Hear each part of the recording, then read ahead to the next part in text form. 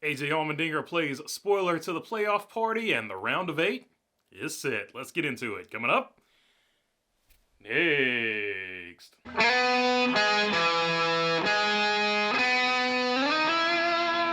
What's going on, everybody? Hope you're doing good today. All right, an emotional win for AJ Allmendinger. Not only him, but for Kaulig as well. This whole entire season, he has had 5 top 10s, but he has also had 11 finishes of 25th or worse, which puts into perspective why he said it's been an up and down season, and why this win meant so much to him with his future in doubt. This weekend, he addressed that. He said he would do whatever needed to be done for Kaulig's business model going forward so that he could help him, but he would prefer to stay in Cup. So it just puts into perspective when he gave that speech in Victory Lane. Why was this one so emotional? Because you don't know when you're going to do it again.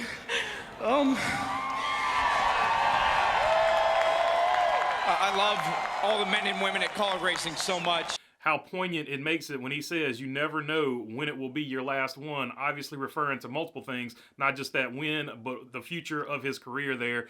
But that wasn't the only story, so let's get to the playoff picture because we did lock in the round of 8. AJ Allmendinger, of course, wins the race. Then in second place, you got Byron, the guy with the most wins on the season, who put maximum amounts of pressure on it, but AJ Allmendinger stayed cool under that pressure. Kyle Busch also put a lot of pressure on him because he didn't have the fastest car, but he was doing everything he could do to win this race because he was a win or he's out situation. He did not win, so of course he's out. We're going to get to that in just a minute. Ty Gibbs with another strong performance. At some point, he's going to break through and get that first win. It is just right around the corner, I feel like. Joey Logano with a nice top 5 there. Tyler Reddick had one of the fastest cars all day, but he stayed out to get points. He was points racing because of his situation in the points, and that probably cost him a really good shot at winning this race. Chris Buescher, a solid performance from him as well. Alex Bowman, a nice top 8 for him, or top 10 for him. So he needed that momentum too because he's had a rough few weeks himself. Chase Elliott has continued to shine ever since he came back from his suspension. He finishes in 9th, and in the owner's points, which we're going to touch on in just a minute, he makes the round of 8 over there. Ross Chastain ends up finishing 10th, a little too late. That last place finish at Talladega basically cost him a spot in the playoffs. Like I said, we're going to touch on that in just a minute, but just to get through the rest of the top 15 here, Ryan Preece, good run for him. Ryan Blaney, nice run for him. Kyle Larson had some adversity on the day, had to start at the rear because he wrecked in practice, but he did what he had to do today, finishes 13th. Austin Dillon, we saw him wreck late in the race. How he got up to 14th, I don't know, but it's typical Austin Dillon. When he finishes a race, he comes out of nowhere and gets a top 15.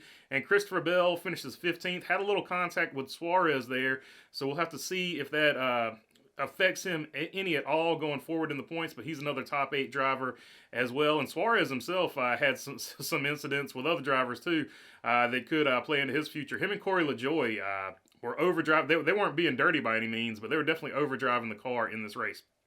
And here is the points after the Charlotte Roval. William Byron, Martin Truex Jr., Denny Hamlin, Kyle Larson are your top 4.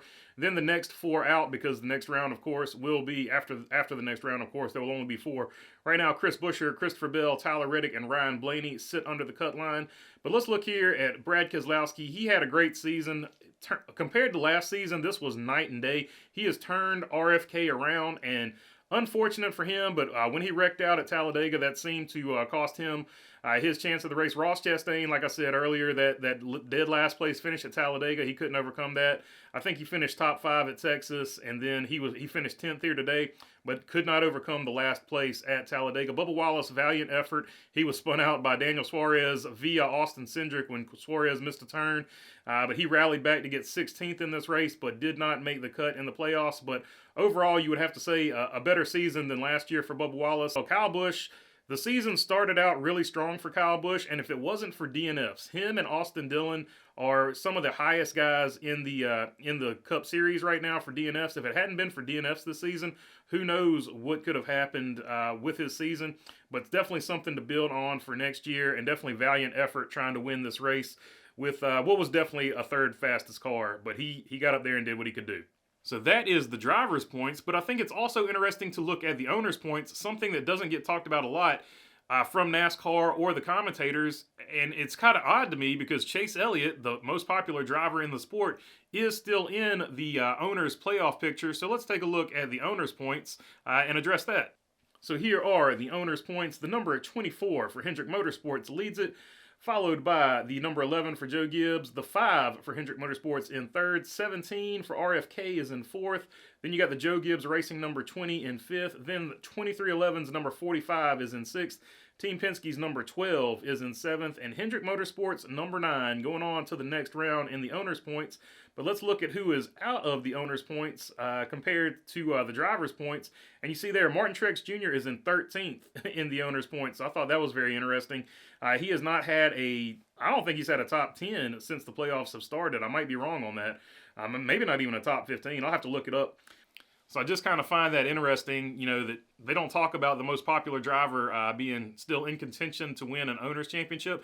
And how cool would that be? Or just different, like it would add some different flavor to Phoenix if one driver won the owner's championship and another driver won the driver's championship. Just something else to keep track of and look forward to in these playoffs. I'm not going to do a bad race because bad race would just have to be all the drivers. Denny Hamlin had a bad race, but he was already locked in. All the drivers that didn't make the cut, of course, they have to be devastated. You wanted to make the round of 8. So bad day for Keselowski and Kyle Busch and all them. But yeah, that was a bad race, and that's all I got for you on this one. If you got a question or comment or anything like that, leave it down in the comment section. If this is your first time to the channel, would love to have your subscription. Hopefully I earned it. If not, I'll keep making them until I do. If you're already subscribed, I appreciate you all as well. And other than that, thanks for your time. Peace.